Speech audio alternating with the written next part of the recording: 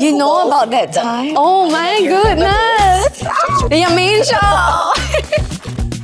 Welcome to the Maine show. My guest today is Mong Chin. Now, you know her from being online, you know the glow, you know her journey. Now, she's also been online for a long, long time. But in this chat, she shares stuff that she has never shared before. This is our chat. Okay, Mong, I hope you're ready for this. First of all, thank you for agreeing to do this. I don't know what I'm getting myself into. Okay, so before you are 4 famous flavors to us in our Chinese Singapore gate crashing culture. Suan, Tian, Ku, and La.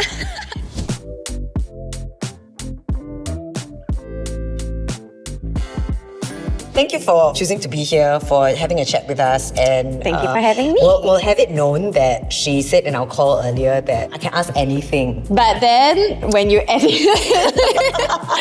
I'm gonna be super candid because I want to be like, I want to be no filter, you know? And people would always say like, Mong, you're so PC. But I tell them, that's just me. Like, I honestly, genuinely don't have like extreme opinions or thoughts. Like, it's just what I feel and I just say it. Okay, so I wanted to go right back to at least the beginning that I know, right? Which is that you were with blog shops. Do you remember that time? Yes. I think you know Google, about that time? The images are still around. No. Okay, there was Blog Shop Mong, then there was SMU Journey Mong, to then you realizing that, hang on, this content creation life could be for me. Yes. Do you remember the moment when like you realized, hang on, I can do this, I can not stick to what people may call a 9 to 5 and pursue this career?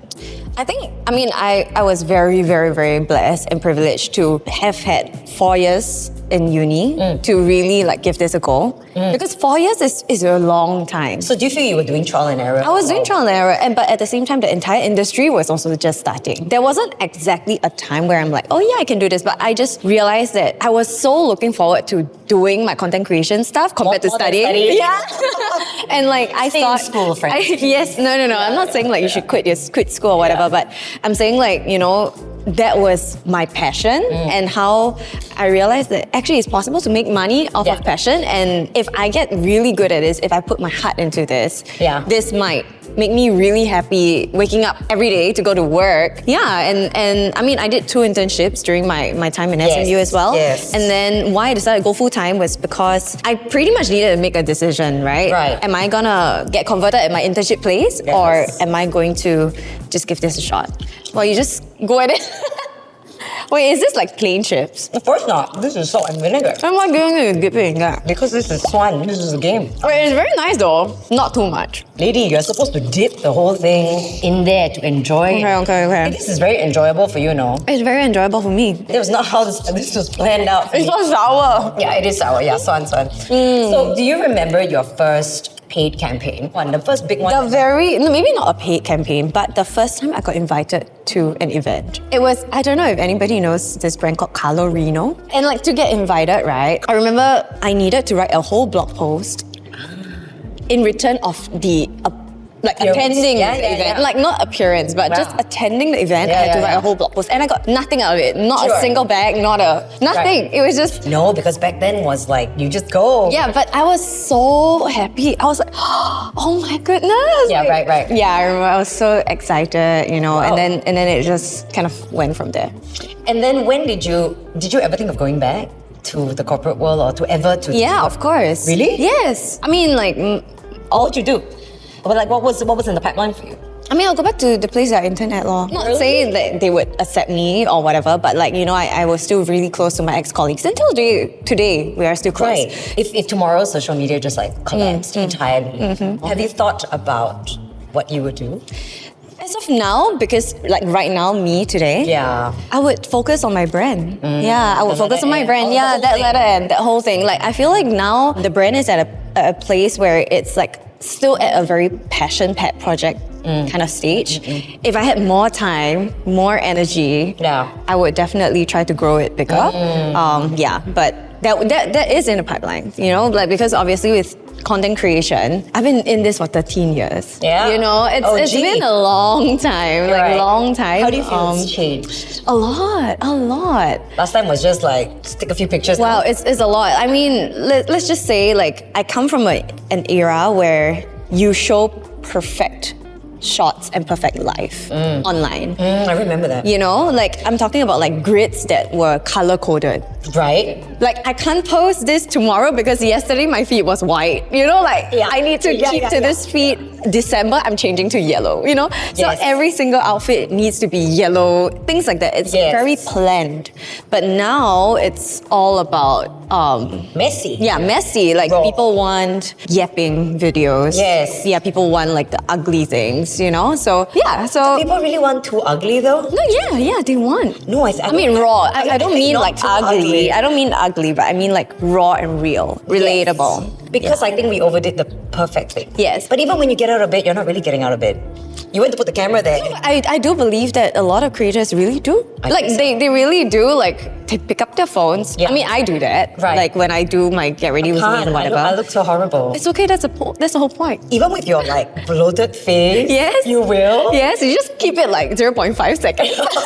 Okay. I want to talk about your very girl next door. You did an interview with Rice Media. Oh my goodness. I told you. Are we bringing that up? We are. So you have this girl next door influencer personality. Okay. I guess for me, I'm curious to know at what point this is clearly you. Mm-hmm. At what point did you go, okay, cool, this is my brand? At no point until today, I still don't think it's my brand. You don't feel? Yeah. You read the article and you're like, I'm not the girl next door. I mean, like, people around me do say that I'm a girl next door. Okay. Like, yeah, friends, family. And it's not something new to me. But how do you perceive yourself? I guess. I Say, mean, do I you take it as feel a compliment. You live that? Yeah. So how people perceive you and how you perceive yourself, you feel is in line. In life. Oh, that's very good. Because I overshare so much and like I don't withhold anything. Which is what I wanted to talk to you about. So if you say you don't withhold anything, there was a whole journey for you and your husband about fertility. And you shared all that online. You shared the challenges and how happy you are to have the kaya in the bun. Kaya bun? Kaya bun, correct, right? Bun in the oven, Bun yeah. in the oven. And for me, I'm just curious to know, did you and Matt ever have this discussion about not putting this stuff online? A good question. Actually, no. You know, because I didn't get pregnant like so quickly, right? Like as you know. And I've already been online for like, I don't know, 8-9 years at that point in time. I mean, I've been sharing so much about my life online. And prior to that, there was the wedding, the house rental. You know, so it was like my followers were really following me because they felt like I was living what they could see as their next steps. I'm taking the route of a Singaporean girl. Not intentionally, not for the gram. Like it's just how I am. And Matt is also born and bred true Singaporean. You know, we go to school here and everything. You felt that whatever you put out there, no matter what, would have a relatable angle. Yes, and also why I shared about my PCOS journey was also because I realized, I mean, it was just a very small little IG story that I rented, like when I said, like, you know, stop asking people when are you gonna have kids, because you wouldn't know. I remember this. Yeah. And I said, because you wouldn't know like what struggles people are having. Yeah. And like if I wasn't strong enough, I would be so affected. And then again, like I also completely understand because I was young once, I was immature. I also wasn't on the other side, you know? So I would ask these questions and I have asked these questions. Sure, like when are you having a second? Yeah, I mean second is, I feel like it's fine. I feel like the person who is asking is more often than not harmless. Like, you know, they don't truly care. It's just like a, how are you today kind of a question. But I mean, sometimes just err on the safe side. Like, just don't be so like hard about and so intense about it, you know? And that was when I started opening up to people and like, you know, sometimes people are trying. Yeah. You know, and so therefore I would just answer them as, I mean, with when it happens, or we are still trying, you know, something like that. Yeah. Put this down. I feel so bad for you. But you can start eating the ice cream already. But nice. Just eat it before it melts. But did you and Matt ever want to brand yourself, like his profile to be public? No way. And also get sponsorship? No, he's just there because he supports me. Okay, gotcha. And because I'm Thank you, Matt. if I'm not gonna do this Valentine's Day campaign with you, who am I doing it with? Not some random Father's model. Day? Who? Okay, so I found something online where you said you were embarrassed to call yourself an influencer at one point. How much of that statement do you still believe? And do you feel like that term has evolved? For sure. I think that stemmed from a time where there were not so many of us. And obviously a lot of people still don't respect the things that we do, because they see it as we have an easy life. Barrier to entry is low. They think that it's very easy and brainless and materialistic, superficial. Materialistic? Yeah, materialistic. Maybe during the earlier days, because when not so much information and knowledge was about this. Because nowadays everyone's showing behind the scenes, everyone's showing the not so good sides of it, right? Correct. And I think that has definitely helped the industry as a whole. But at the start, everyone really disliked us. They are like, who do you think you are? Who do you think you are to charge for a campaign? Or to charge for a campaign or to complain about life. And I think this was just a few years ago when I said in passing, I've been so busy, I haven't been able to do this, something like that.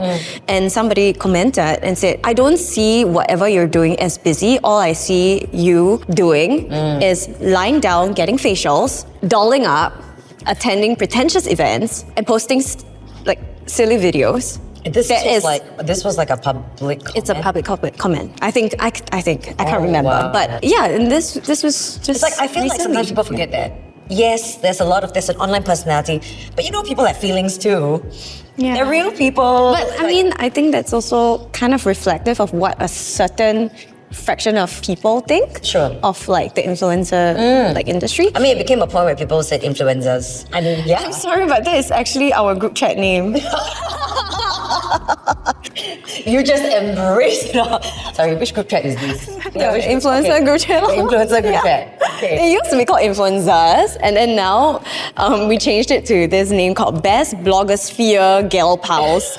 It's so silly because this was what a client referred to us as, and we found it so funny. So oh my gosh, no way. Yeah. Okay, so tell me about this group chat.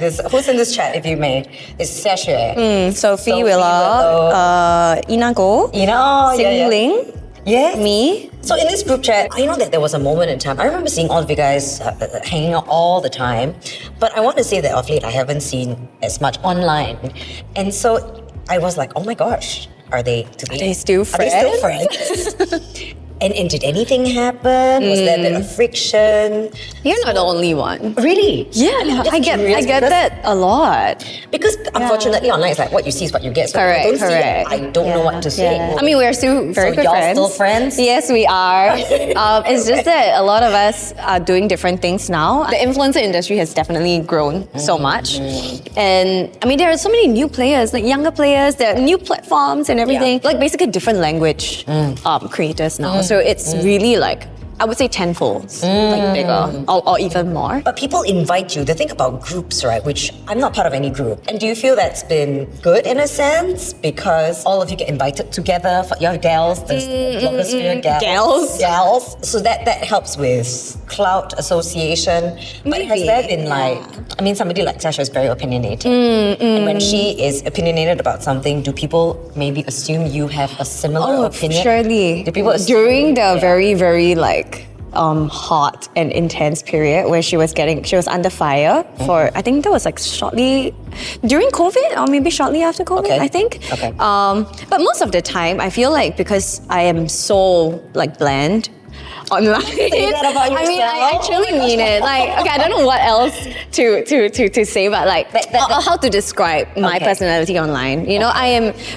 I'm genuinely not so opinionated in person and everything. So, and the good thing is, my friends don't expect me to be, because they know, behind cameras, behind closed doors, I'm still me. So if there's a very strong opinion put forth by, say, Xia, yes, they know that Mong surely... Whether or not I agree or I don't agree, they don't force me to... Right. Yeah, to make a stand. And they're okay if I'm just honestly, I'm neutral. So the beautiful thing about Xia is she gets a lot of following, she gets love, but she also gets hate. Yes. Does this potential hate affect the group? Yes. Discuss? Yes. The potential heat, it doesn't usually, but only during that one time when it was like really, really Is like it more insane. like, why would you hang out with her when she Yes. Like, does this mean that, because that time she was like being accused of being a racist, right? Because of certain things that she said like 10 years ago. But as a human being, Right. and as when I look at my own friends, whether or not they are content creators, even myself, like, we're not perfect, right? And as long as she is not a racist now, that's all that matters, you know? She's not malicious, she's not whatever, you know? And so I think that is why I'm still her friend. Right? But a lot of people just want to hear the juicy things. Right. Sometimes I ignore. Sometimes I will reply personally, like DM. Right. Yeah, because if that person is asking me respectfully, then I think it's basic courtesy to kind of like answer. Anger and hate. Yeah. It's just like I'm genuinely like curious. Yeah. Like, why are you still hanging with her? You know, something like that. Or like, what is it that you know that we don't know? And she's quite normal. She's normal, of course she's not. No, but online she's very loud, you know. Everyone thinks of her as someone who is extremely loud. She's very normal. Yeah, she's right. very normal, you know. So that and to that person who commented like, you know, why are you still hanging, blah blah blah. And I remembered it was during GE, I think, general elections, right. and then like people were asking me like, why do you support this, or who are you supporting, blah blah blah blah. And I'm just like, guys, to be honest, I am not extremely well read about the topic, and I don't feel like super extremely opinionated, and I don't feel like the need You don't share your political and to be honest, like I don't feel so much for it. Yeah, and I don't know much about it. So that's why I'm not gonna say anything online, because I believe whatever we put up online, we have the responsibility to, you know, we have to be accountable for whatever we say. Yes. Whether it's right or wrong. And if it is wrong, we have to be prepared to correct ourselves. Yes. You know, so if I'm not 100% sure, I'm not going to put it up there. So I just reply, I say, this page is mostly about me loving like makeup and like sharing my life, you know, so it's always been this way for the past decade, so I hope to continue to keep it this way. So you know how from the get-go you were doing a lot of makeup reviews, still do obviously, and then you've amassed like a great YouTube following around this. How did this makeup thing come about? Because not everyone is. How did you realize you have this skill to then do tutorials? Because I can tell you, not everyone can. No, nowadays a lot of people can already lah. Yeah, but it was also because not really. I was like a chronic like YouTube watcher, like viewer. I was watching a lot of American YouTubers. Yes. They started there first, right? Sure. And I realized that, I was benefiting a lot from it. It wasn't even a conscious decision that I wanted to start YouTube. It's just so in my life that it's just very natural that I do. Yeah. Okay, it's time for us to take a cool. Oh my gosh, are we chugging it? No lah, this is not a tequila shot, no? You drink first. Oh, it smells nice. Nice? Are you okay? It's very bitter though, but it's pretty nice. That's my point. It's bitter. Yeah, why are you okay with this? But it's nice. Why are you like shockingly okay with this stuff? It does not sit well on the tongue at all. Yeah. You're drinking it like it's a regular cup of matcha latte, you know? No, you know why? Because I know it's good for my body. So like I tell myself like, as long as something is good for you, it's okay. Should have asked the just go for it. medicine hall guy to make this like. You actually got it from medicine hall. I did. This is. Oh my goodness. Cheers to good health. Chang. Oh wow. Oh why you have no reaction? It's nice. Oh gosh, I don't know how you do it. Okay, so I do want to talk about something that I remember seeing. So we had this chat about how. Come, you can open the box. We can start talking about it as we. This is the box. Yay! As in, this is the. We're now fully made up, but we're going to remove it all.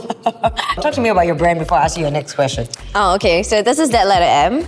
M for Mong. Yes. And I realized. For Micah, for Matt. Micah and Matt. Yeah. And I realized like a lot of my favorite words actually start with the letter M. Such as? Like magic, miracle, mornings, you know, things like that. Like they're actually all start with the letter M. Yeah, Maine show. So that's why I'm like, hey, then I should name a brand that letter M, you know? I've been thinking of launching my own thing for like the longest time. But I was putting it off for so long because I didn't want to just dive into creating another skincare brand or a makeup brand. But I just feel like it's also noisy. It's a very maybe in the future I will. But like I feel that at this point in time I don't have the expertise and I'm not well read enough and well researched enough about it. So therefore I was like, what is something that is actually that I wish I had that that isn't available right now. And because I have eczema and I have like very, very sensitive skin. So I realized that I was looking for a 100%. Most things that you put on your face are one sheet. But the one sheet usually comes with solution that you can't control. Yeah, right. That's the issue, you see. So for people with very sensitive skin, we always have to look at like what are the ingredients we put in our skin. And that's masking. It's like kind of different. Sure. Whereas this one, I call it wet compress because you're not meant to put it for like 20 minutes. You're meant to put it for like 5 minutes. Okay. And also cotton sheets are super important. It's something that I use every single day. Yeah. But I realized when I was looking at the back of my cotton sheet that I was using, it was not even cotton, like 40% cotton or maybe less than that. Okay. You know, so there are a lot of like toxic ingredients inside, plastics and everything, and they fray, so they get into our eyes, they get into our airways, right? So actually, people with eczema, it's very correlated with asthma. So I also have asthma. Yeah, so it's like basically, you know, all these things. And then I was like, wait, why am I using something like this and literally like causing so much friction on my skin day in, day out, and I'm not realizing that this might be causing me, this might be worsening my sensitive skin. Yeah. So therefore I looked into 100% organic cotton sheets, and then I started getting more I started buying from every brand, and I realized it's great. It's just that I wish the size was longer so that I had more use out of it. Yeah. Like I love to do this thing called wet compress, but I used to have to stick like tuk, tuk, tuk, tuk, tuk, and then there's so many like empty spots and they wouldn't stick on your face. I mean, that's the whole thing about physics, right? It needs to like have a big sheet in order to stay. Yeah. So, and I was like, you know what? I'm just gonna make one myself. All right. Dun-dun! Love it. It's really long. They are non-stretchy and they're really plush. Okay. It's almost like a mini with sponge. the liquid, it will. So how do you do it? So you add on the. Yeah. So what I do is I will fold it like that. So into like a quarter. Right. So that it looks like a normal cotton sheet. Okay, this size, but it's super thick. Yeah. So you can just douse it. Okay. So gonna go for it generously. This is a micellar water, so Oh yes. you don't have to worry. How much is too much? Okay, this is enough. Then you just press it in, like press it in, so you can feel. Okay. This actually helps you to save your product as well because of how it's woven, right? It becomes like a sponge. It doesn't get dry. Like it doesn't dry out in the air. Do I just use it like a? Can I use it as a? Yes. Yeah. So I would just like do it. Are you gonna do it? Yeah. Okay. So I would just do this. Oh, how do I start from the forehead? Oh yeah, sure. I mean, there's no right or wrong. I don't know. Yeah, she's the one with the. Yeah. There's no right or wrong. Yeah. Okay. All right. So, do you feel like it holds a lot of water? Yes, it does actually. Right. And then I can fold it after. Oh my gosh. This is so this you is see, I'll do this, right? And then I'll turn it around and I'll go the other side. Actually, one sheet is the size is 4 times of a normal sheet. Yep, so it's equivalent to you using 4 different sheets. It's very gentle. Yeah. On the skin, I love it. You know, you and I are somewhat public figures in that sense. Yes. Do you feel that along the way, there's a certain part of your personality that you've had to mute, or you became a different person with the following that amassed over the years, that you had to stop and take a moment and be like, hang on, I'm not really who I am? I think becoming a content creator has trained me to be extremely empathetic. Okay.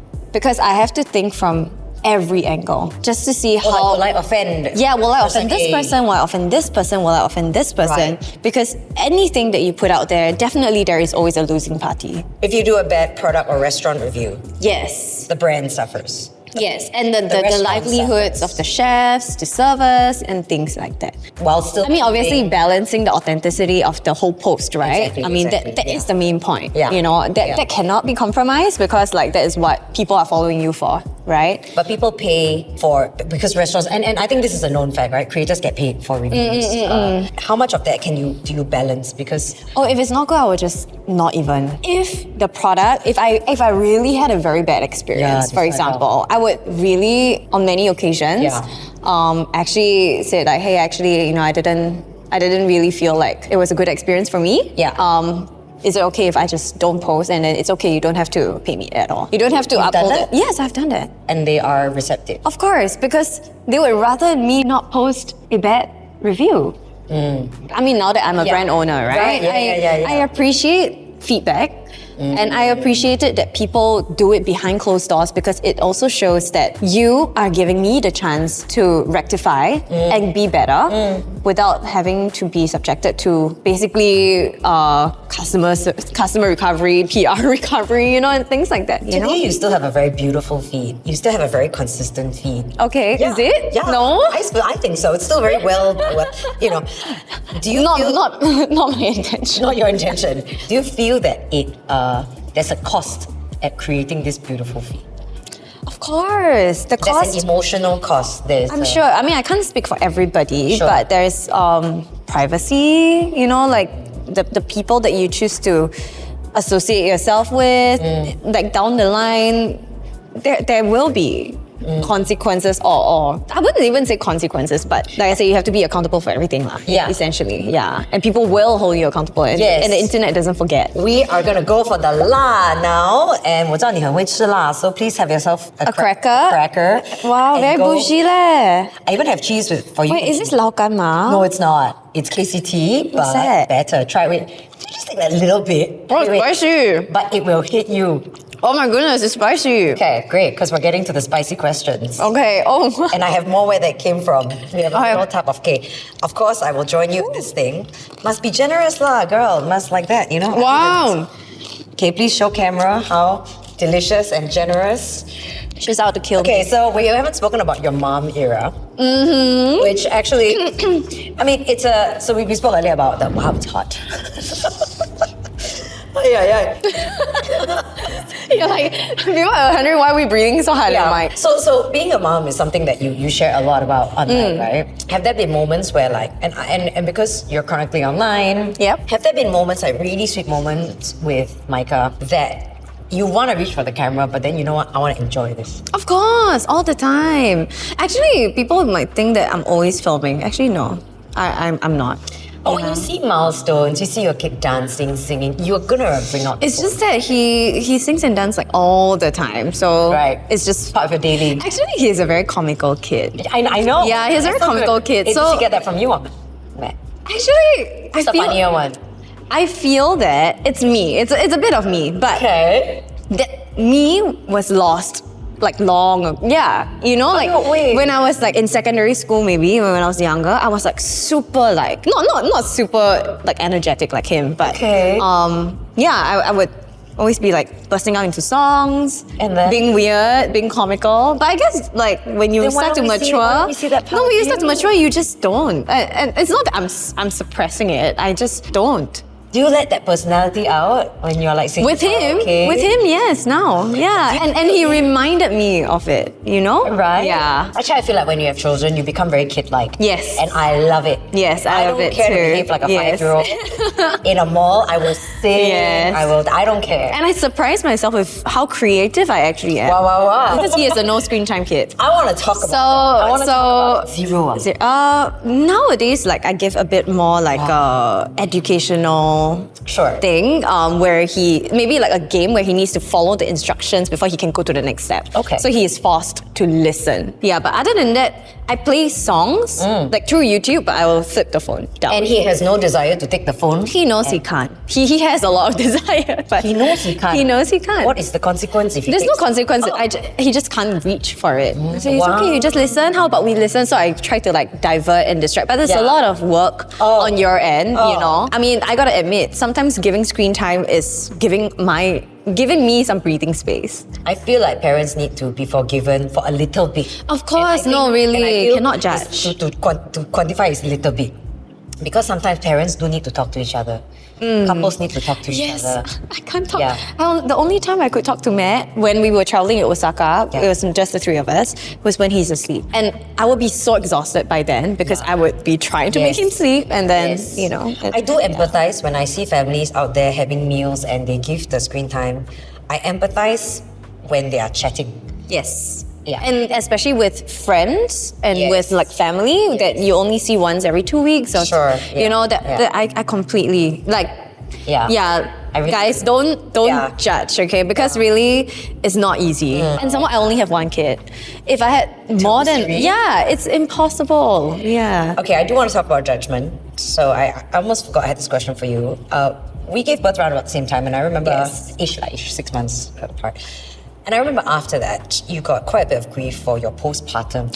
Yeah. Your postpartum, maybe just to give a bit of context, you had your postpartum journey was one that was very you were blessed in a sense. Very blessed. Your body really returned back to what it was before pre-baby, and the internet wasn't having it because they were like, how can she look so good? Yeah. And okay, I gotta say talk to me about that time. that it was number one, mom brain. I don't know why. I mean, now that I'm out of it, I see as light as day how it can be insensitive. Because I know, so maybe just for context, let's share, right? You posted how you look like 7 days after or something like that. It was like a mirror, like. Yes, I just took a photo of myself. Yeah, and then everybody was like, "There's no way you're sharing all these things, and you're setting an unreal expectation for other moms or moms to be." And then the next thing I knew, you came out and apologized for it. Yes. So actually, it didn't even hit mainstream media at that point in time because it was one comment, and it was an anonymous comment that said, imagine how other moms who are going through the same like postpartum period as you would feel if they do not look like you. And honestly, it hit me then like, oh shit, like I totally understand. And I completely admit it's insensitive, maybe that person was a little bit harsher to me, right? He or she wasn't extending the same grace to the moms that he or she was speaking up for. But I felt like because that particular comment had about like 10 likes. Not a lot, but like it was enough to tell me that 10 people felt agreed, It only kind of blew up more when I deleted the post and I did an apology. So that's when people went back to see all. Because with the apology, I kind of gave context as well. Yes. That's when people went back to see and then they started having a debate about how... Debate? Yeah, there was actually a whole conversation. Like, I know that people who are not online, like people, normal people on the streets were actually debating this at dinner table. I was like, what's the debate? Was I wrong? I gotta say, number one, genetics play a huge part, but it's 100%. Also a lot of hard work, right? Yeah. So you were working out during your pregnancy. Yes. I never stopped. In fact, I worked out harder than I ever did. And also, I am extremely privileged because I have a good confinement nanny, and things like that. Like, I feel that I try to comfort myself lah. During that period of time, it was quite hard because I was also I was 1 week like postpartum, Your knee. I was just trying to survive. I was trying to survive. Baby, and then the internet is just having a whale of a time. Yeah. And like I told myself. Having a chat with Matt about this? No, Matt was very like he was just like, no, you know what, just don't go on the internet at this point. Okay. Anyway, I'm literally surviving on 2 hours of sleep. So I told myself like, because I see, when I look at say Jennifer Aniston or whoever those like celebrities, right? And they bounce back immediately. Yeah. Do I look at them with anger? I don't, because I know that they probably worked super hard and they have a lot of resources to help them. Yeah. And the truth is, we all know how to get there. It's just whether we have the means to, whether we have the time to, whether the discipline to. Yeah. So, and I just accept that. I will never be like her, right? Yeah. Like that. Yeah. But why I'm getting all this feedback is because I've always been that relatable person. And I was sharing so much of my pregnancy journey with everybody. Right. And so people don't see me as that category. They see me as part of them. Which is a very good thing. So maybe that was like one of the few moments in your journey where that was maybe perhaps not as relatable for a lot of people. Yes. And I think it's really silly if I don't apologize, because a lot of people say, you shouldn't have apologized. You should just be like, own it. Just own it. This is me. Yeah. This just is own my it. body. Yeah. My body is like this. But I said it's not about. I didn't see it as like bowing down to them or who's right, who's wrong. But as long as somebody is hurt and it's not my intention, I will apologize for it. Even if I'm speaking to just 10 people. It's dawned on me that for a lot of us creators, personalities, whatever you want to call us, I feel like a lot of us, because we exist because there are followers. Correct. Because people enjoy the content we do. Do you feel that there's a bit of people pleasing in us?